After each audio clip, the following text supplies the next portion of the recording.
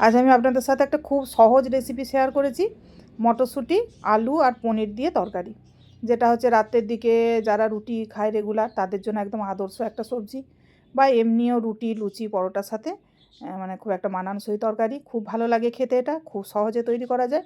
আপনারা আমার tips follow করে অবশ্যই বাড়িতে এটা একবার তৈরি করবেন। হরে কৃষ্ণ, প্রণাম।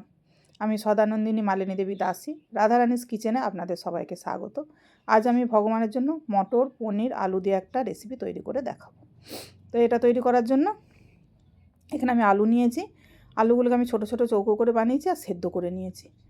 মানে এটা সেদ্ধ করে নিলেই এই রান্নাটা খুব ভালো হবে, অবশ্যই সেদ্ধ করেই করবেন রান্নাটা। আর এখানে টমেটো, আদা আর কাঁচা লঙ্কা আমি পেস্ট করে নিয়েছি, লঙ্কাটা একটা দেওয়া আছে, লবণ, আর এখানে পনিরগুলোকে কিউব কিউব করে বানানো আছে, দেখতেই পাচ্ছেন একটু ছোট। আর এখানে সব রকম গুঁড়ো মশলা, জিরে গুঁড়ো, ধনে গুঁড়ো, হলুদ গুঁড়ো, কাশ্মীরি লঙ্কার গুঁড়ো। আর এখানে হচ্ছে আমি একটু দারুচিনি নিয়েছি আর জিরে নিয়েছি ফোড়নের জন্য, হিং, ধনেপাতা ছোটো ছোটো করে বানানো আছে। আর এখানে একটু অল্প চিনি নেওয়া আছে, লবণ, আর এখানে মটরশুঁটি।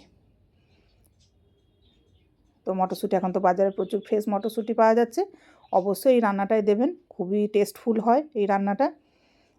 তো আমি এবারে রান্নাটা শুরু করব, সেই জন্য যে ফোড়নটা নিয়েছিলাম ওটা দিয়ে দিলাম, আর একটু হিং দিলাম।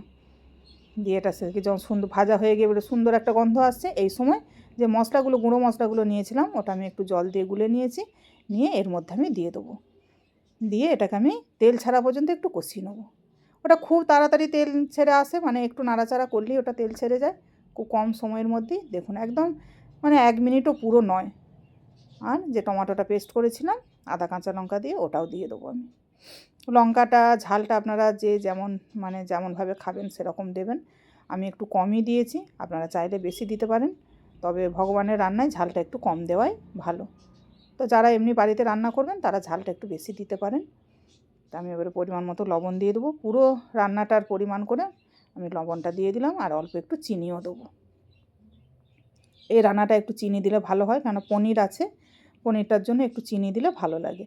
আর যে ধনে পাতাটা নিয়েছিলাম এই মশলার সাথে আমি দিব, এটা তরকারিটা শেষ হয়ে যাওয়া, রান্না শেষ হয়ে যাওয়ার পর দিলেও ধনে পাতাটা হতো, কিন্তু আপনারা একবার এইভাবে ধনে পাতাটা দিয়ে একবার করে দেখবেন, এইভাবে দিলেও কিন্তু বেশ ভালো লাগে।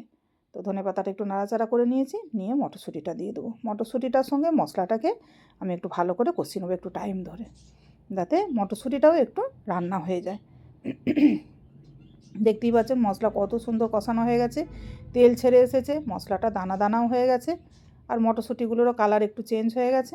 তো এবার আমি সেদ্ধ করে রাখা আলুগুলো দিয়ে দেবো, আর আলুগুলোকে দিয়ে আমি একটু বেশ ভালো করে কষাবো, আর আলুগুলোকে একটু ভেঙে ভেঙেও দেবো, আমি খুন্তির সাহায্যে অল্প করে একটু ভেঙে দেবো। ভেঙে দিলে কী হবে, তরকারিটা একদম বেশ মাখা মাখা হবে, গ্রেভি হবে, মানে একটা থকথকে ভাব আসবে রান্নাটায়। মানে ওই রকমটা হলেই রুটি, লুচি, পরোটার সাথে খেতে খুবই ভালো লাগবে। দেখুন আমি অনেকটাই ভেঙে ভেঙে দিয়েছি। দিয়ে এবার আমি এতে গরম জল দিয়ে দেবো। তো রান্নায় আপনারা অবশ্যই গরম জল ইউজ করবেন, এটা আমি বারবার বলি, আমিও গরম জল দিয়েছি, আপনারাও গরম জলই ইউজ করবেন।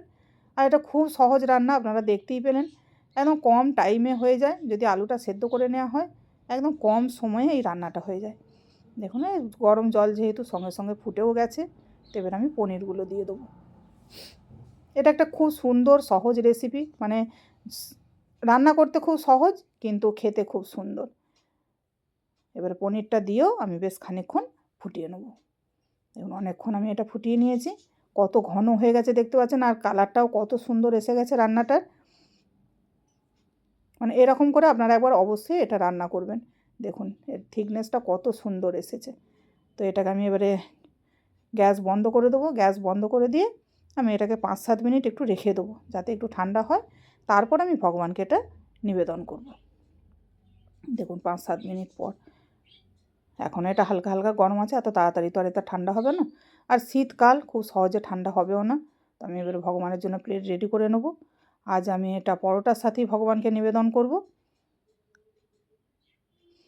আমি ভগবানের জন্য প্লেট রেডি করে নিয়েছি, দেখতেই পাচ্ছেন রান্না কত সুন্দর হয়েছে। এতে আমি তুলসীপত্র দেবো। হরে কৃষ্ণ, ভুল ত্রুটি হলে ক্ষমা করবেন, প্রণাম।